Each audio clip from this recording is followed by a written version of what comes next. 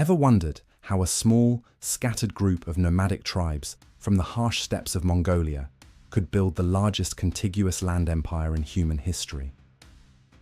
In just 70 years, they conquered a fifth of the Earth's landmass, a reign of terror and transformation that left an indelible mark on the world. This is the epic story of the Mongol Empire, from the rise of a unifier named Genghis Khan to the sophisticated court of his grandson, Kublai Khan. It's a tale of brilliant strategy, brutal warfare, and the creation of a world connected like never before. Before Genghis Khan, the Mongolian plateau was a chaotic patchwork of warring tribes. Life was tough, loyalty was fleeting, and survival was a daily struggle. Into this world, around 1162, a boy named Temujin was born. His early life was anything but easy. His father was poisoned, his family was abandoned by their clan, and he spent his youth as an outcast, constantly on the run. But these hardships didn't break him. They forged him. Temujin learned the art of survival, alliance building, and ruthless leadership. He possessed an unmatched charisma and a strategic mind that allowed him to unite former enemies under his banner. Through a series of brilliant political maneuvers and decisive battles, he brought all the Mongol and Turkic tribes together. In 1206, at a great assembly called a Kurultai, the tribal leaders proclaimed him Genghis Khan, the universal ruler. The Mongol nation was born, and the world was about to tremble. Genghis Khan's army was unlike anything the world had ever seen. It wasn't just a horde. It was a disciplined, highly organized, and ruthlessly efficient military machine. Every soldier was a master horseman and an expert archer, able to fire arrows with deadly accuracy while riding at a full gallop. Their tactics were revolutionary. They used feigned retreats to lure enemies into traps, employed sophisticated siege warfare learned from captured engineers, and utilized a vast network of spies and scouts to gain intelligence. Their communication system, the Yam, was a Pony Express-style relay system that allowed messengers and commanders to travel up to 200 miles a day. This gave them an incredible advantage in speed and coordination. Under Genghis Khan's command, this unstoppable force swept out of Mongolia, first conquering the Western Xia and Jin dynasties in northern China, then turning west to decimate the mighty Khwarezmian Empire in Central Asia.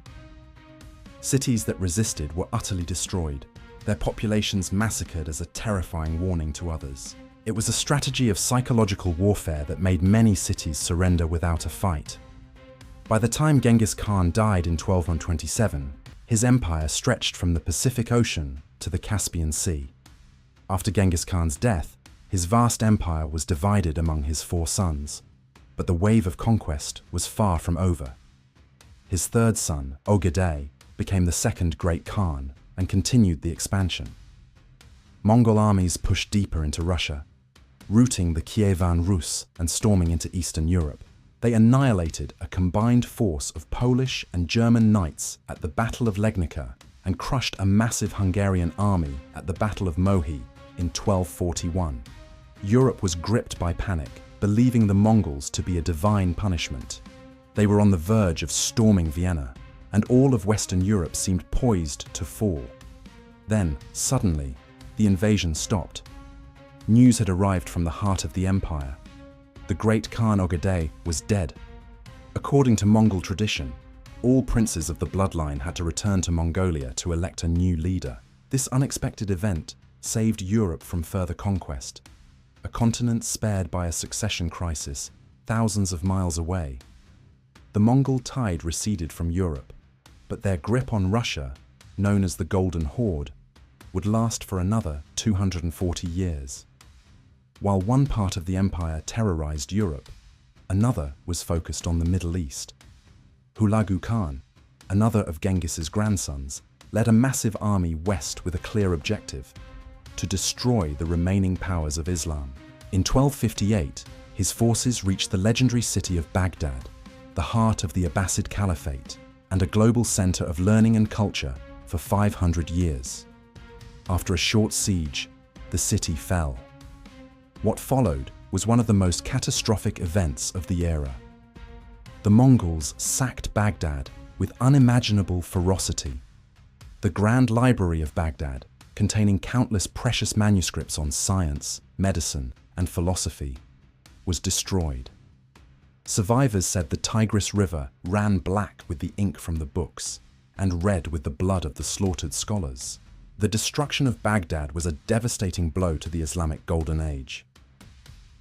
Hulagu's advance continued into Syria, but it was finally halted in 1260 at the Battle of Ain Jalut in modern-day Israel by the Mamluk Sultanate of Egypt. This was the first major, decisive defeat a Mongol army had suffered, marking the high watermark of their westward expansion. Meanwhile, the ultimate prize for the Mongols had always been China. Genghis Khan had started the conquest, but it was his grandson, Kublai Khan, who would finish the job. Unlike his predecessors who reveled in nomadic life, Kublai was fascinated by Chinese culture. He understood that to rule China, he couldn't just conquer it, he had to govern it. He moved his capital from Mongolia to a new city he built, Dadu, which we now know as Beijing. After 2 decades of relentless campaigning, his forces finally overcame the formidable defenses of the southern Song dynasty in 1279. For the first time in history, all of China was ruled by a foreign invader. Kublai Khan declared himself the founder of the Yuan dynasty. His reign marked a significant shift. The era of pure conquest began to transition into an era of administration and governance.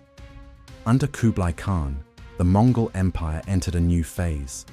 He embraced many aspects of Chinese administration, employing Confucian scholars as advisors and creating a more stable system of government. This period, known as the Pax Mongolica, or Mongol Peace, was a time of unprecedented stability and trade across Eurasia. The Silk Road, once a series of dangerous and fragmented paths, was now a secure superhighway of commerce and ideas, protected by the might of the Mongol Khans.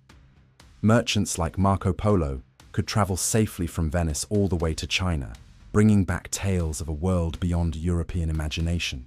Gunpowder, the compass, paper money, and printing technology flowed from east to west, while Western science, medicine, and art traveled east. This cross-cultural exchange was perhaps the Mongols' most enduring legacy, directly fueling the European Renaissance by reintroducing lost knowledge and sparking a new age of exploration.